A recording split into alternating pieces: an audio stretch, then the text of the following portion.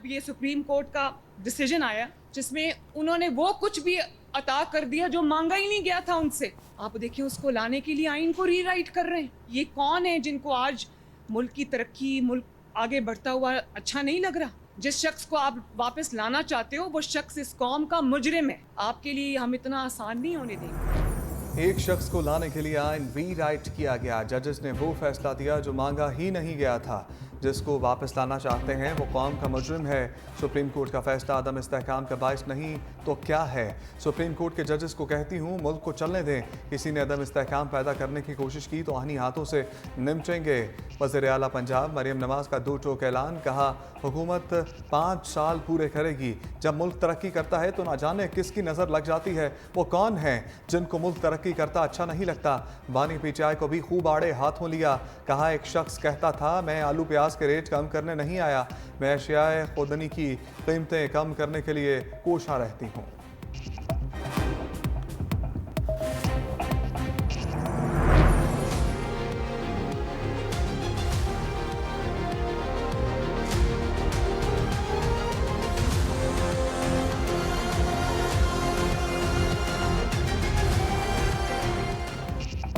Ad hoc जजेस की तैनाती से मुताल्लिक जुडिशल कमीशन का इजलास आज होगा।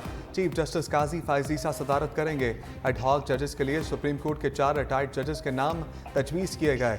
जस्टिस रिटायर्ड मुशीर आलम और जस्टिस रिटायर्ड मकबूल बाकर का एडहॉक जज बनने से इनकार। जस्टिस रिटायर्ड सरदार तारिक मसूद और जस्टिस रिटायर्ड मियाँ मजहर आलम खेल एडहॉक जज बनने पर रजामंद। पीटीआई की एडहॉक जजेस की तैनाती की मुखालफत, सुप्रीम जुडिशल काउंसिल से रजू करने का ऐलान।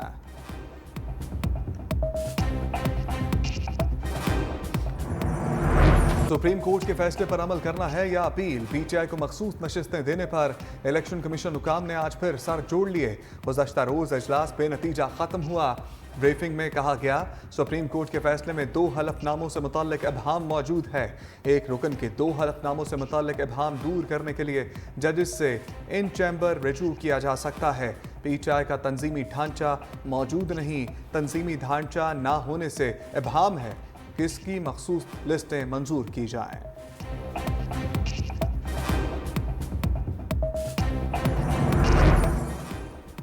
मखसूस नशस्तों के फैसले के बाद सियासत में नई हलचल। नवाज शरीफ इत्तेहादियों से मुशावरत के लिए खुद मैदान में उतर आए। लीगी सदर खुद सदर आसिफ अली जरदारी, काफ लीग के सरबराह चौधरी शुजात हुसैन और दीगर से मुशावरत करेंगे। असर नौ सियासी सूरत हाल का जायजा लिया जाएगा। नवाज शरीफ ने पार्टी का मरकजी इजलास भी बुला लिया।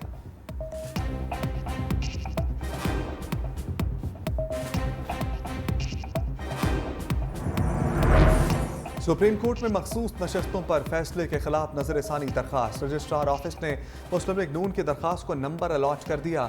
जराये के मुताबिक दरखास्त को 312 नंबर अलॉट किया गया।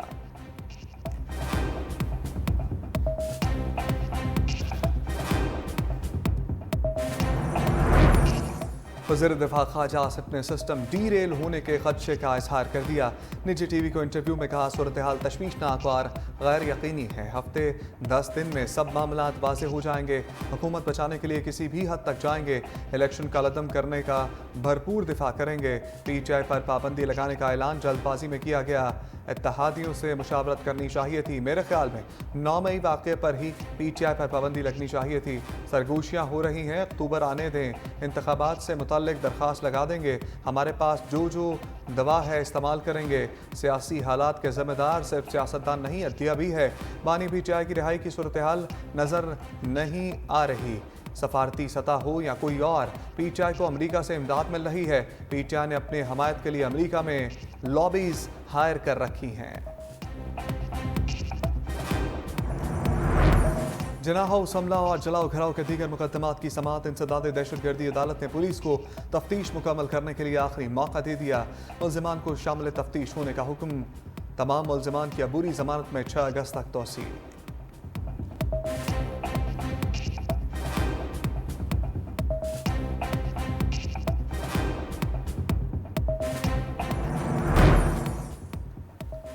पेशावर के बासियों के लिए बुरी खबर, BRT बसों के किराए बढ़ गए। फी स्टाफ 5 रुपये इजाफा, 5 किलोमीटर सफ़र का किराया 15 से बढ़ाकर 20 रुपये कर दिया गया। 20 किलोमीटर का किराया 40, 25 से 30 किलोमीटर का किराया 50 रुपये होगा। 35 से 40 किलोमीटर का किराया 60 रुपये मुकर्रर। 60 साल से ज़ायद उम्र के शहरियों को खसूसी कार्ड पर 50% रियायत होगी।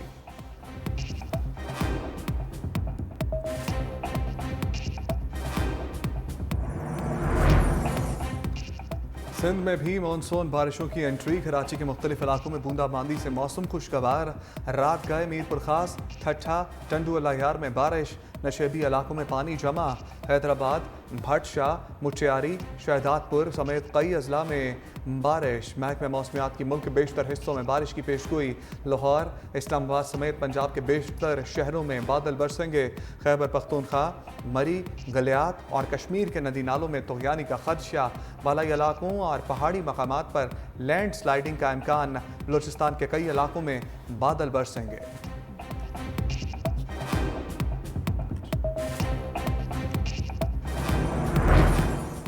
हुकूमत का श्रीलंका में फंसे पाकिस्तानी कैदियों को 7 रोज़ में वापस लाने का फैसला। वज़ीर दाखिला मोहसिन नकवी से श्रीलंकन हाई कमिश्नर की मुलाकात। कैदियों की वतन वापसी के लिए ज़रूरी कार्रवाई जल्द मुकम्मल करने पर इत्तफाक। मोहसिन नकवी ने कहा, श्रीलंका पाकिस्तान के दरमियान ताल्लुकात वक्त के साथ मजबूत हुए। इंसदाद मनशियात और बॉर्डर सिक्योरिटी के हवाले से बाहमी ताउन को फ़रोग़ देना वक्त का तकाजा है।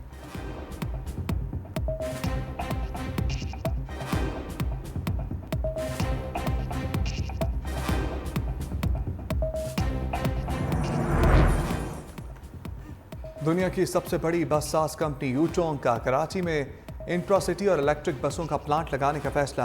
काम 3 माह में शुरू हो जाएगा। सिंध के सीनियर वजीर शर्जील मेमन ने बड़ी खुशखबरी दे दी।